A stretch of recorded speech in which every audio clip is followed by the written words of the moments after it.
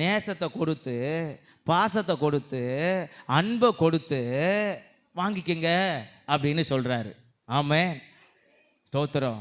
நம்ம கெஞ்சற நேரம், நாம் அவர்கிட்ட போய் மண்டியிட்டு போராடுற நேரம், தாங்க தாங்கன்னு நம்ம ஸ்தோத்திரம் அப்படியே வற்புறுத்துகிற நேரம், அவர்கிட்ட உங்களை நேசிக்கிறேன்ப்பா, உங்ககிட்ட வரேன்ப்பா, உங்கள் பிள்ளைப்பா, நான் தான்ப்பா அப்படின்னு அவர்கிட்ட நேசித்து வந்தா, அவர் ஸ்தோத்திரம் நம்மளை கெஞ்ச விடுறதே இல்லையா?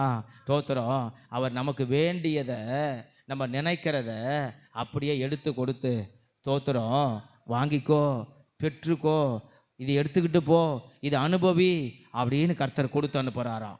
ஆமென். அல்லேலூயா. இப்போ சாய்ஸ் நம்ம கையில் தான் இருக்குது. ஸ்தோத்திரம் அன்பினால் வாங்க போகிறோமா, இல்லை நாம் கேட்டு வாங்க போகிறோமா? அல்லேலூயா.